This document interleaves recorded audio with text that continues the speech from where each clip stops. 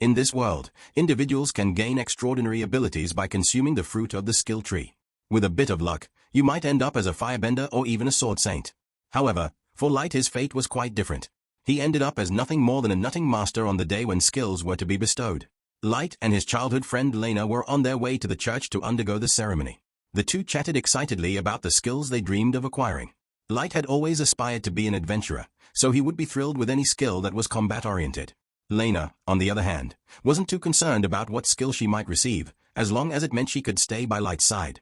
Still, she was a bit nervous, since no one really knows what kind of skill they'll get until they eat the fruit, but Light was sure they would both get amazing skills. However, we already know how that turned out for him. When he and Lena went into the church that day, the Holy Sister told them all about how the skill fruits work. You're granted a skill once you eat the fruit, and it will guarantee you a job in any related field of your choice, all without any crippling student loan debt. They were given the opportunity to choose any one of these fruits to gain their skill, but there was one unbreakable rule: you could only consume one skill fruit in your entire life. Attempting to eat a second fruit would result in poisoning. Many had lost their lives because they were dissatisfied with their skill and decided to take a second fruit. The Holy Sister emphasized this point, making it absolutely clear that eating more than one fruit carried a 100% fatality rate. Lena was taken aback by how dangerous the fruits could be, but the Holy Sister reassured her that as long as she refrained from eating a second fruit, there was no cause for concern. With the warnings out of the way, the Holy Sister told them to begin selecting their fruit. Lena stepped up first. She took a bite out of one of the fruits, and she immediately felt something happening to her body. There was a blinding light and Lena's body suddenly became very hot. The Holy Sister realized this must be the legendary Sword Saint skill. It was incredibly rare, so she never thought she would get to see someone acquire it in person. But now that Lena was officially a Sword Saint, she was destined to become one of the greatest adventurers in the country. Light was genuinely thrilled for Lena and congratulated her on obtaining such an incredible skill. But now it was his turn. He approached the altar and carefully selected a skill fruit for himself. While he didn't expect to gain something as extraordinary as the Sword Saint skill, he still hoped for a decent combat skill that would allow him to stand alongside Lena in battle. However, as he took a bite and felt the skill flow into his body, his heart sank. It turned out he was just a nutmaster. The Holy Sister did her best to offer some encouragement, but it was clear that the only battles Light would be facing were against pests out in the fields. Light was devastated that his dreams of being an adventurer had been ruined. So he asked if he could try again. But the sister was very clear about the 100% fatality rate, so she wouldn't let him eat another fruit. Lena tried to cheer Light up and told him she would stay in the village and grow fruits with him, since she didn't care what she did as long as they were together. But the Holy Sister wouldn't stand for all this love and compassion. BS. Lena's Sword Saint skill was a once-in-a-decade marvel, so she wasn't going to let her waste that talent by becoming a farmer. She demanded that Lena become an adventurer for the sake of the country, and in fact she would be taking her to the royal capital immediately so she could begin her training there. Lena couldn't find the courage to defy the Holy Sister's demands, so she was taken away. However, she made a heartfelt promise to return for Light one day. 3 months had gone by since that life-changing day, and Light was doing his best to embrace his new reality by focusing on his role as a farmer. Using his powers, he ensured the nuts grew large and healthy, and once they were ripe he sold them in town to earn a profit. Life wasn't terrible for him as long as he kept those nagging thoughts buried deep in the back of his mind. One day he headed into town to sell his nuts, but since his nuts were so small, he got paid very little for them. As he was walking back to his house, he noticed a poster with some news about Lena. She had apparently been promoted to rank in the 3 months since she left the village, and was doing incredibly well for herself. Of course he was happy for her, but thinking about how well she was doing just made him feel like an absolute failure. Even though he knew he didn't have the skill to become an adventurer, Light had been training every day in hopes that he might naturally unlock a sword skill or something. He swung his sword at a tree stump over and over, convinced that if he could manage to split it in half, he could prove himself strong enough to become an adventurer through his own effort. But hard work doesn't always yield results, and all he gained from his relentless training were a pair of bruised wrists collapsing to the ground in defeat. He began to wonder if Lena still remembered him. She had promised to return, but with all the fame and fortune she must have achieved, he wouldn't be surprised if she had completely forgotten both his name and his face. Just then a little girl named Isa walked up to Light and said she brought him a cup of water. She was pretty much an orphan and the village chief didn't want to deal with her, so he kind of just left her on Light's doorstep. One day Light saw that she had nowhere to go, so he decided to take her in, and the two had been living together ever since.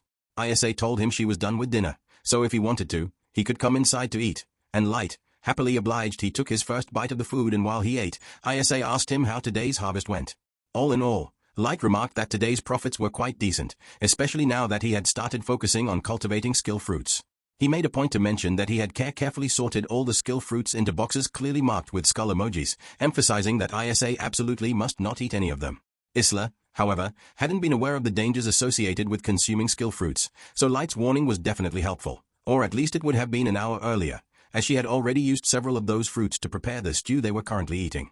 Light got up in a panic and asked if she was sure she put skill fruits in the stew, but she definitely did. And, from what the Holy Sister said, eating a second skill fruit was a guaranteed death sentence. All of a sudden Light's body began to feel hot. He felt a pain in his chest, so he believed this was how he would die. He fell to the floor and in his final breath he apologized to Isa because this was his fault for expecting her to understand the labels when she didn't know how to read. Yet as he lay on the ground waiting for death to claim him, Light noticed that it was taking far longer than expected. Sitting up, he was stunned to find himself completely unharmed. Isa noticed the bewildered look on Light's face and asked if he was okay. That was precisely the source of his confusion. Consuming a second skill fruit was supposed to be fatal. So how was he still alive? Just then a sharp headache struck him, accompanied by the surge of a new skill's power flowing through his body. Isa started to feel a sharp pain in her body as well, and since she ate the stew, that must mean she was about to acquire a skill too. All of a sudden she was able to see words floating in front of Light and read out the info of his nut master skill. In addition to the ability to grow nuts, Light's skill also made him immune to all nut poisons. Light is taken aback and questions Isa about how she knows this. She explains that she can see words floating in the air and Light quickly deduces that she must have gained some kind of appraisal skill.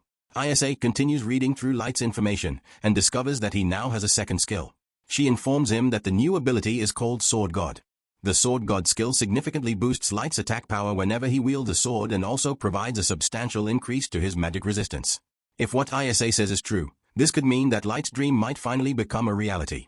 Light wants to test it out for himself. He runs outside with his sword and goes back into the forest to see if he really has a new sword skill. He raises his sword and with a single swing he slashes the tree stump in half, as well as the bigger tree behind it. It's safe to say that as of this moment, Light is overpowered. The following day, Light heads into town with the goal of visiting the guild and finally becoming an adventurer. He's brimming with excitement, as this has always been a dream of his. The first thing that catches his eye is the notice board filled with bounty quests. If they can successfully complete one, they'll have enough money to buy better equipment and delicious food. However, earning money isn't the only reason. Light came here today. He's determined to test just how effective his Sword God skill will be in combat. If things go well, he might finally achieve his goal of becoming an official adventurer. He tells Isa to sit on a bench and wait for him while he gets a quest at the front desk. While he's gone, Isa takes the opportunity to use her appraisal skill on all the people in the guild. She's amazed by all the different types of skills that exist, but she's also shocked by how useless some of them are, like this guy who has a self-damaging skill. At that moment Isa hears a commotion coming from the front desk. When she looks over, she sees Light caught up in a heated argument with one of the adventurers in the guild. The man recognizes Light as the guy who's always selling nuts in the market and mocks him, declaring that someone like him doesn't belong in the guild.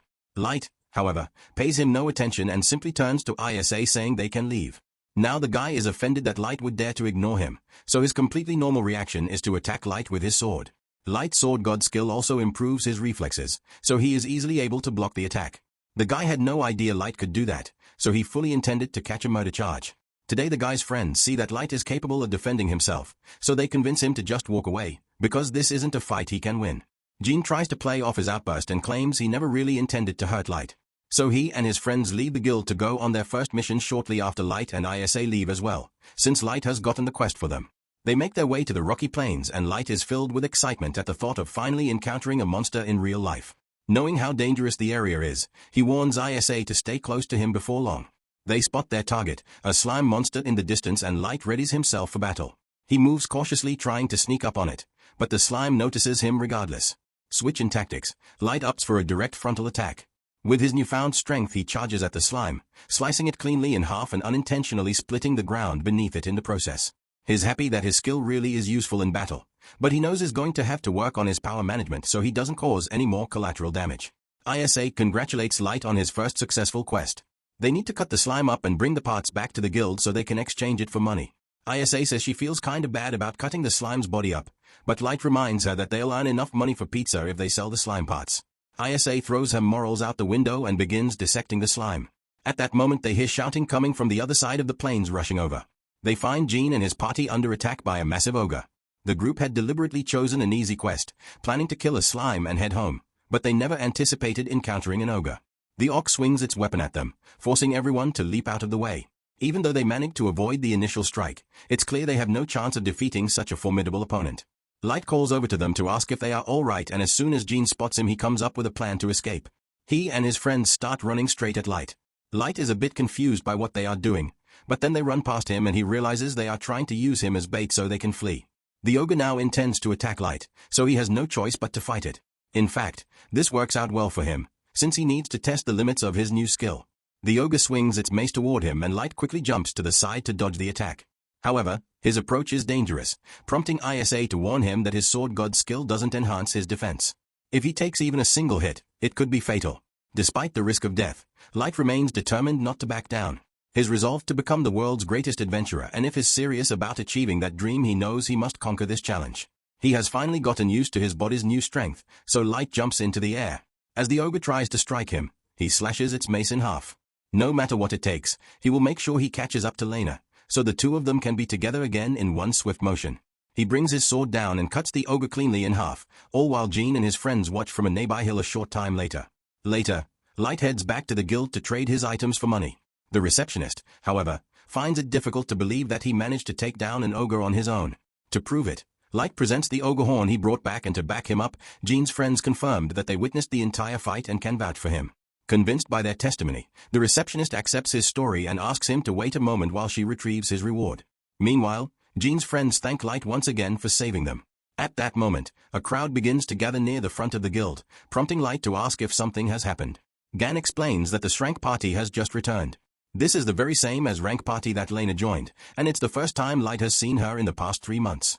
Light approaches her and tries to greet her, but to his shock, Lena responds by saying, "I've never met this man before in my life." Light is completely crushed and can't wrap his head around the fact that Lena forgot about him. In just 3 months. He's left standing there, his mouth hanging open. In shock, Isa, clueless about what's bothering him, tries to lift his spirits and proposes they go out for some pizza.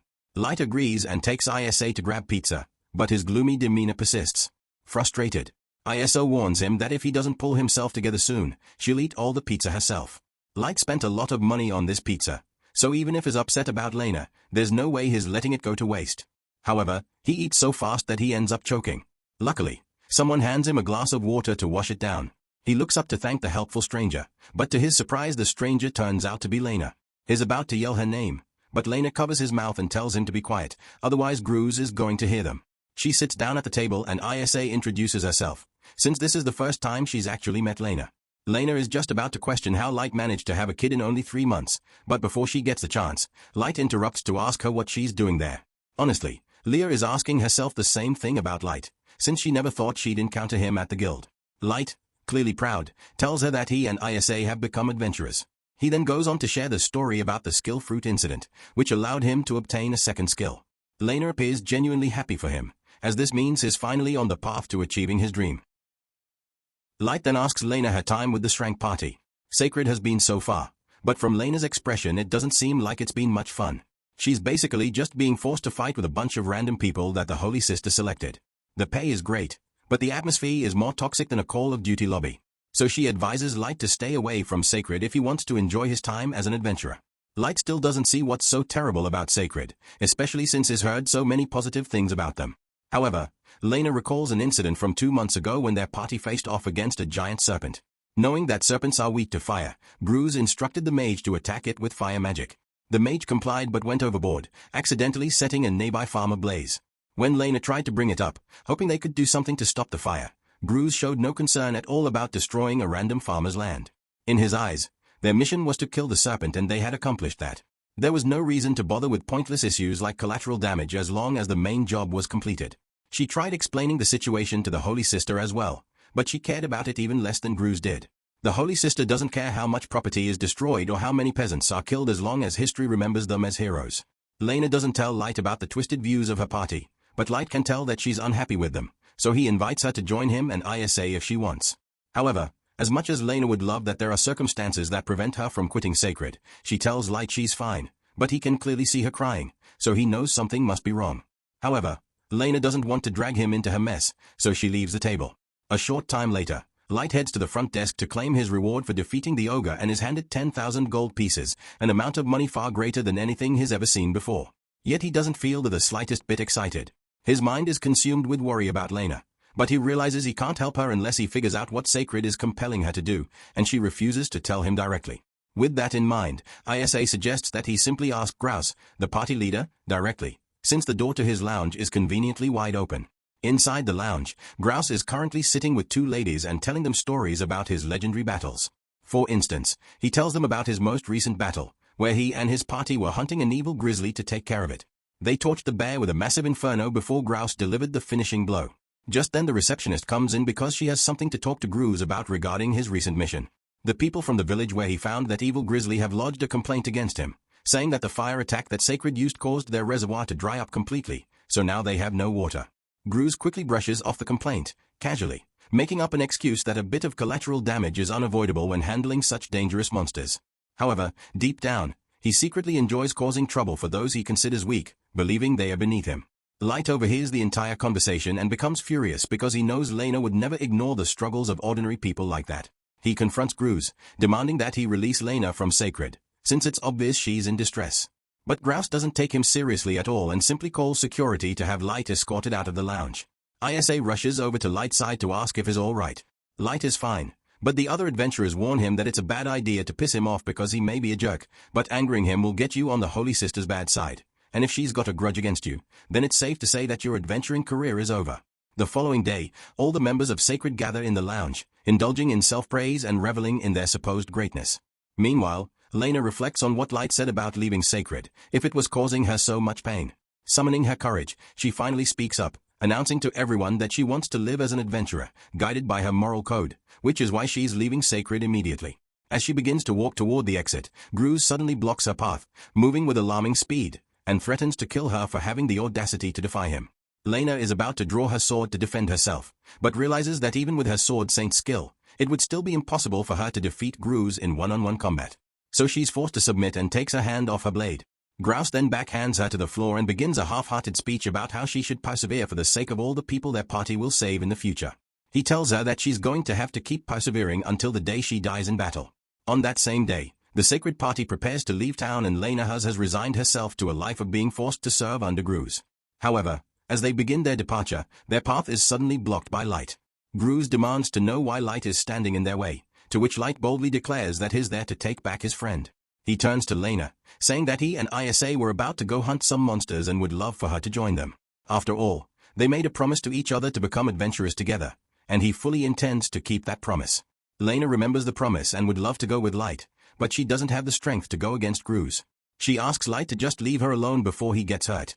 Since Lena has rejected Light's offer, Grouse tries to get him to go away, but Light hasn't given up yet.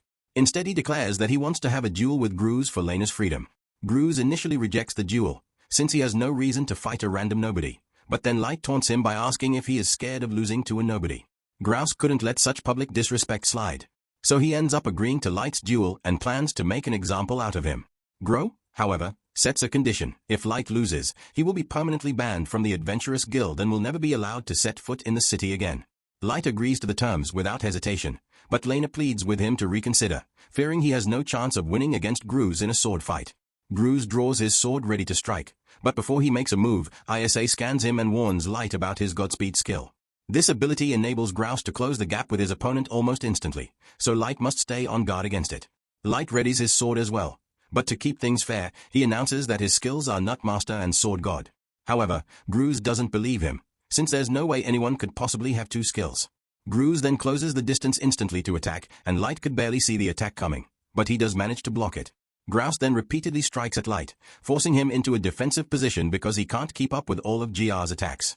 Light manages to put some distance between them, but it doesn't last long. Grouse appears behind him in a flash and drives his knee into Light's side. No matter where they are on the battlefield, as long as Grouse is within range, he can teleport there instantly for Light. There's no place that's truly safe. Acknowledging how incredibly strong Grouse is, Light still refuses to give up and charges forward to attack. Unfortunately, Grouse sidesteps steps just before the strike lands, and while Light is momentarily off balance, Grouse shatters his sword. With Light's weapon destroyed, the battle seems all but decided. However, Grouse is feeling generous today, so he tells Lena that he will spare Light if she swears her undying loyalty to him for the rest of her life. Light, however, tells Lena that she doesn't have to worry because he will find a way to win this match. Light may have been losing up till now, but Lena chooses to put her faith in him and trusts that he can win this battle, No matter what, Gruz, sick of all this disrespect, plans to kill Light with his next attack.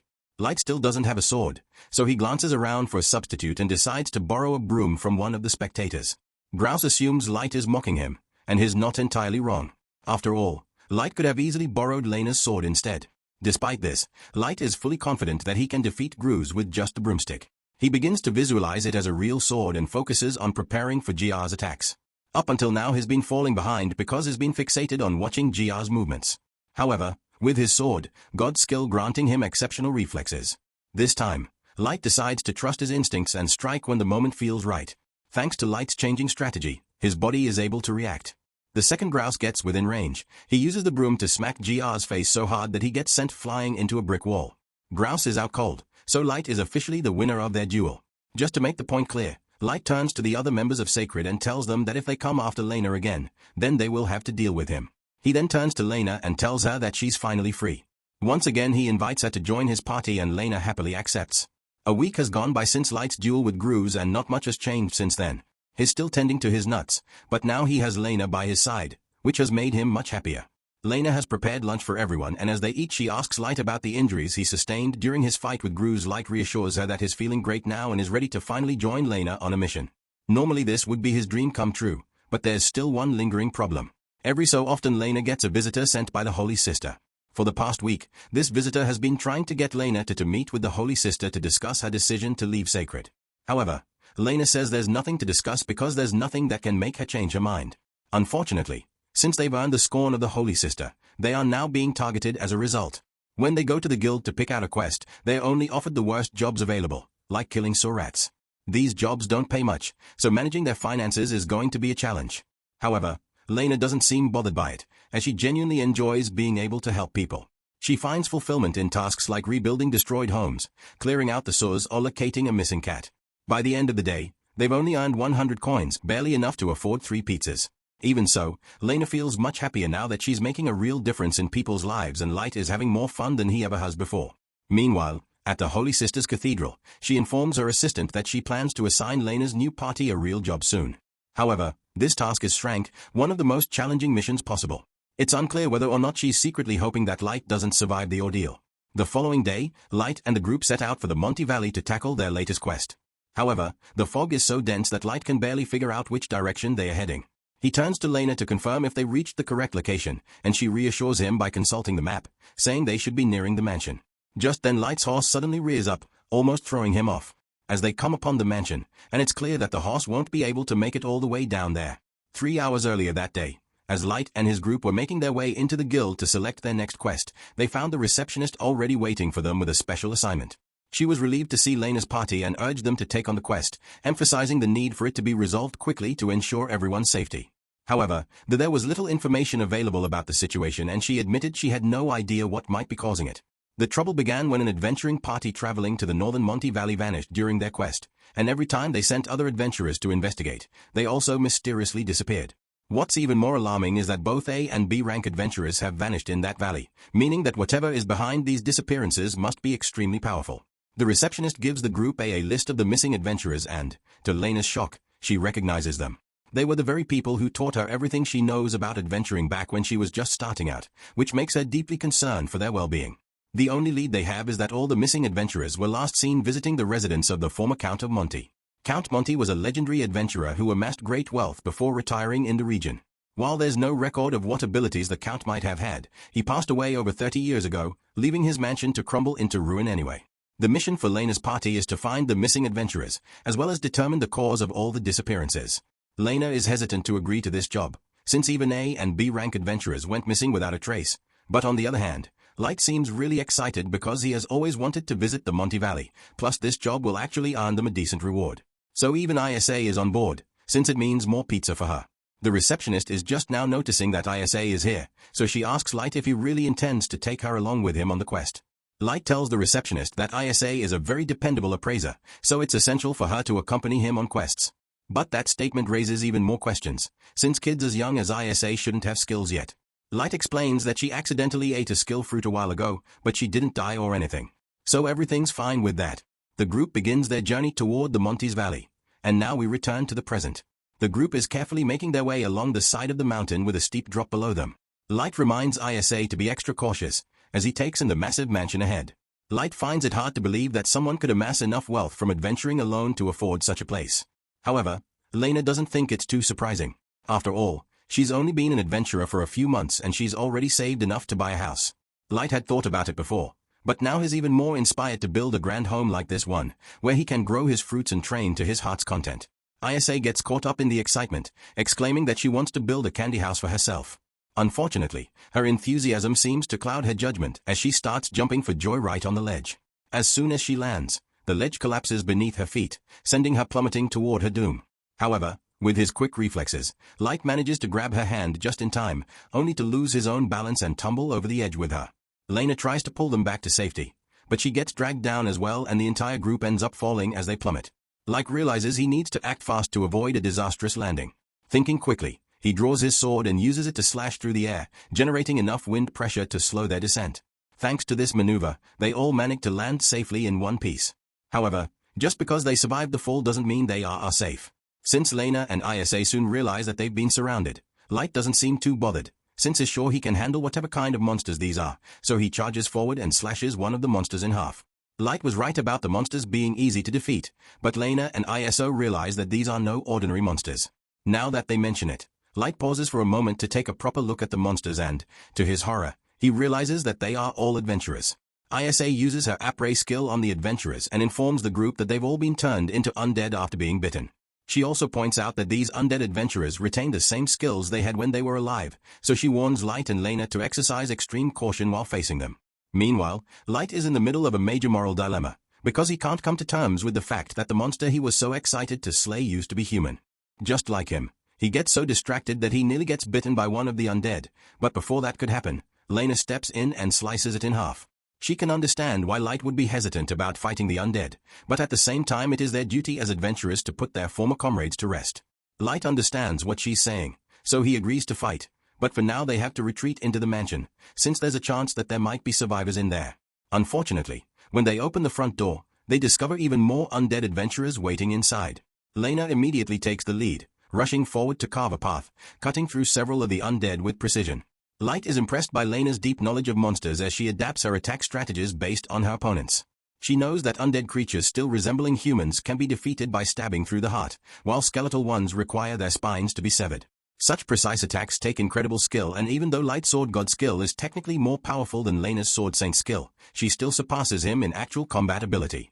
However, just because he's not as skilled doesn't mean he's going to stand back and let her handle everything alone. Determined to contribute, Light draws his sword and charges at the undead. Light begins cutting through the undead monsters as well, but while he's doing well against them, he completely forgets that ISA has no fighting skills. Stepping away leaves her vulnerable to attack. An undead sneaks up behind her and is about to strike, but just before she could be hit, Lena dashes forward and stabs the undead through the guts in its armor, killing it in one blow. Once the undead disintegrates, Lena asks ISA if she's okay and Isla begins praising her for being so cool. Lena feels really flattered, but she can't let herself become too overconfident. That little slip-up Light made could have easily cost Isa her life. So he swears that from now on he will fight with a clear head and won't hesitate anymore. So they can all make it out of this alive. With all the undead on this floor taken care of, Lena suggests they move on to the second floor. However, before proceeding, Light brings up something that has been bothering him. They were sent on this mission because 18 adventurers had gone missing here. But even if those adventurers were turned into undead, he and Lena have already defeated far more than 18 undead so far. The only possible explanation is that there were already a large number of undead monsters in this mansion beforehand. But that doesn't add up either. There's no reason for undead to just randomly spawn on here. As they head up the staircase, Light notices the painting of Count Montes and there's something unsettling about it. But even more unsettling is the fact that there's a girl dancing somewhere in the castle, and she's looking forward to all the fun ways she could kill Light. As the three of them run down the hallway, they are suddenly scared by an undead that lunges at them. But before it could infect anyone, Light manages to chop its head off. They may have taken care of that first one, but there are a lot more where that came from. So Light and Lena have a lot of work ahead of them. The undead on this floor appear to be using strategy, as evidenced by the ambush they set up. Light asks ISA to scan them and see if she can uncover any useful information. Following his instructions, ISA discovers that these undead have been tamed and are being controlled by someone giving them orders. At that moment, Light notices several threads connected to the undead, and after scanning those as well, ISA realizes that the threads are transmitting magic power to them. This means that whoever is orchestrating this must be at the other end of those threads. After following them for a while, they come across a door where all the threads converge. Light tells everyone to be prepared, since they don't know what kind of danger they may face once they head inside. But as he opens the door, all he finds is an empty ballroom. All of a sudden the girl behind this whole thing appears. While Light was initially glad to finally see a living person, he can tell that she doesn't seem very friendly. Isa uses her appraisal skill on her and discovers that Dr's skill is necromancy, meaning she can control the dead and even use their unique skills as her own. Having her skill appraised so nonchalantly was deeply irritating to Dra, and she considers taking Isa out first out of sheer annoyance before she can make a move. Light steps in and asks if Dana was sent here on a mission from the guild, suggesting that if that's the case, there's no reason for them to fight. However, the girl denies it outright, stating that her sole reason for being here is to kill Light. Light doesn't understand why she would be here specifically to kill him, because he has never met her before, but Dra doesn't have a personal grudge against him or anything. She was just given an order to kill him, so that's what she's going to do. Light asks her who gave the order, and it may or may not have been a certain holy sister, but Dra isn't going to confirm anything regardless. If Data's goal has always been to kill Light, she must have come here and killed all those adventurers just to lure him out. Aina also finds it strange that she has never once heard of a skill as powerful as necromancy, but she doesn't have much time to think about it because Dra is beginning her attack. If Light and Lena work together, it's not that hard to deal with the undead, but Dra has no interest in Lena. Instead, she lures Lena away from Light and sets her up to fight the undead versions of her mentors, Bor and Shira.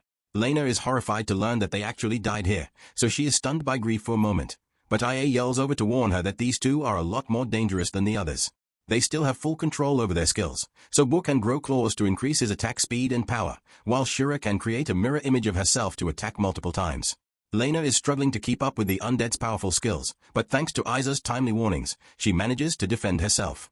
Meanwhile, Dra grows increasingly annoyed with the support Isa is providing and decides to eliminate her. First, she sends an undead to attack Isa, but this time Light is ready. Just before Isa can be harmed, Light rushes in and grabs her, vowing to protect her no matter what. However, fighting while ensuring Isa's safety proves to be a daunting task. Dra continues to send undead after Light, and the moment he shifts his focus, she seizes every opportunity to target Isa directly. Light finds himself barely able to keep up with the relentless onslaught. Meanwhile, Lena is still struggling to come to terms with the fact that she has to kill her mentors. When she was first brought to the Holy City, these two were the first people to show her kindness, so she owes them a great deal. Yet now she finds herself fighting for her life against them as much as she doesn't want to do it. She knows that she needs to kill them so she can go help Light and Isa, so she cuts the threads above them to release DNA's control and prepares her sword to finish the two off. As she does this, she sees a vision of their souls and they tell her that she doesn't have to feel guilty about finishing them off because it's the right thing to do. With a heavy heart, Lena raises her sword and cuts the two in half. Meanwhile, Light continues to struggle to protect both himself and Isa, as the undead seem endless, no matter how many he defeats. Suddenly he realizes something doesn't add up. There's no way Dana could have an infinite supply of undead at her disposal to investigate. He asks Isa to determine whether Dra has the ability to create undead. According to Isa's appraisal, Dra lacks that power and can only control undead that already exists. With this revelation, Light urges Isa to examine the situation more closely, convinced that there must be a hidden secret behind the seemingly endless army of undead.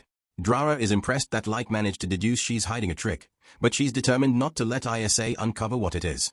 She immediately sets her sights on eliminating Isa Light, however, refuses to let that happen and quickly destroys the undead, attacking her. Realizing that Dret is now targeting Isa directly, he knows he can't leave her side for even a moment. Thinking quickly, he comes up with a solution. He places Isa on his back so he can fight at full strength while keeping her safe. And subscribe to not miss next part.